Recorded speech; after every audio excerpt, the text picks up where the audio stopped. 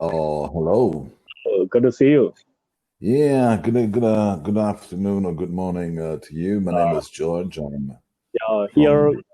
in the evening in Myanmar. And, oh, you're in Myanmar. Oh, wow, that's nice. Where are you in Yeah, Rangoon or? yeah. Yeah. I'm a little bit far away from Yangon. Yeah. All right. Okay. Sure. Oh, wow, Can that's you? beautiful. Yeah. Can you help me a little bit about the some idioms? I want to know the meanings. Of Yeah. of idioms of Yeah. idioms. Oh, Yeah. there's plenty of idioms. Uh, I gonna send you from the message box. These Yeah, idioms. Yeah. sure.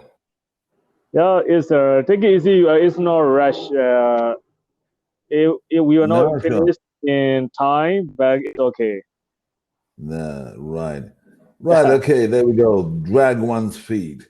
Yeah, Now, drag one's feet is if you are not, letting the other idea or, the one, you don't want to do something. Okay. yeah, You drag one's feet like you're resisting. You drag one's feet. Yeah. yeah. You drag, Somebody forced to do me, but I resist not to do things. Right? yeah. Well, maybe not resist, not heavily, but you're trying to avoid it. Yeah. It depends. Uh, Yeah. So, Thank you yeah. very much. That's dumped. Yeah, Right. If you're dumped, you've been left. If you left. have, you have a girlfriend, for example, and Yeah, she dumps you, she, he left. to dump, it's like you take the garbage, you throw away the garbage, you dump it. Yeah, So if you're dumped, yeah, you've been left alone. You've been left alone. yeah, You've been abandoned, basically. yeah. Mm, Ear brand, ears, Manny. ears burning. Yeah. Yeah. Ears burning is it's like when you are thinking of something, you're suspecting something, you got your ears burning. Yeah. Something that you, oh, this is my ears are burning. You are convinced that somebody is saying something. Okay, maybe Yeah. about you, for example. You say my ears are burning, so Yes. you're sure that the person is talking behind your back. Yeah. Not just behind your back, but Yeah. talking It about you. just So your ears are burning. yes. I am thinking of Yeah, something as an imaginary, right? yeah, exactly. Thinking about that person, and for whatever reason, not necessarily a bad one. You Yeah. know, so then we got not eerie, no, easy does it, Yeah. easy does it. Yeah, so take calm. Be calm. Easy does it. Uh, If you're going, yeah, if you go to, oh, do it, hey, easy does it. yeah. Take it easy. I take it easy. Yeah. Yeah. So that's a very common one as well. Yeah. Then you go eavesdrop. To Yeah. eavesdrop, yeah, it's to listening to another person's conversation. You Yeah. eavesdrop. Yeah. Somebody's behind you, and you're sort of Uh, yeah, trying to hear what they're saying. yeah. An elephant in the room. Okay, an elephant in the room is you It's a can very imagine. Sorry. it's a little bit tricky. Elephant in the Well, yeah, yeah. If you don't know about it, yeah. If you don't know about it, you live in the room. What is it? No, it's like if somebody comes into your house or your office yeah. and is too active. That's like an elephant in the room, because an elephant in the room does a lot of damages. Yeah, Yeah. he will break many things. So somebody who comes in and is excited, angry, or is moving around too much. It's just an elephant in the room. See Yeah. it like an elephant in the room. It's a metaphor. Yeah, it's a metaphor for somebody who doesn't behave well. Well, yeah. Yeah. Yeah. So it's like an elephant in the room. Yeah. Thank you. It Then may you go. Sorry. it makes your Yeah, explanation. that does. Yeah. Well, I'm happy. Right. Then enough on one's plate. Now, this is another very common one. Enough. If you have enough on your plate, you got enough things to do. Somebody can come up to you now and say, "Hey, could you do me this and could you do me that?" He said, "Listen, I've got enough on my plate," meaning that you have already many things to do. You don't want more things. So he said, or they can tell you, "Do me this, do me that," and you got enough on your plate. Like can also say it is like, do it quick, not quick. Do it. That's your job. So having enough, because if you have a lot of food on your plate, you're not going to ask for more food. So eat the food. Yeah, it makes sense. So is avoid somebody acts in a polite way, right? Yeah, it is polite. Enough on one's plate. Yeah, we often say this. Says you got to do this, you got to do that.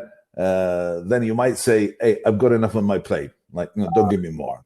Yeah, thank you. That's also a warning. Say, "No, I've got enough on my plate." You can also say it again. It's just like food. You don't want any more food, so would you do this? And I think you should be doing this, and then I think you should do that. And I said, no, and no. I've got enough on my plate. It's like what you said. Yeah. So, very good. Yeah, that's common, very common. Yeah. And then you face the music. That's another nice one. If you face the music, if somebody is not too happy with you, like maybe your wife, she's angry with you, you will have to face the music, meaning the music of somebody who's angry. Okay, angry, or they will scold you. They will reprimand you.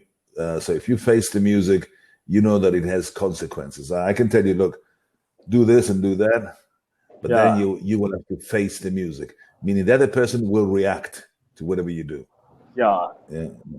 So that's face the music. If there's going to be a reaction, there will be a reaction, and normally the reaction could be not of the best kind. Right, then you got famous last words. Again, I think that's self-explanatory in a certain way. You can actually, if somebody tells you something, for example, that tells you got to do this or whatever, and you say, "Well, are these your famous last words?" When somebody ends a speech, or even that, will say some famous last words in history. So famous last words can be used also with sarcasm. It's like, do this and or else. And it's, are these your famous last words? Is that it? Do you have this clear? Yeah. Do you understand? Yeah. Yeah.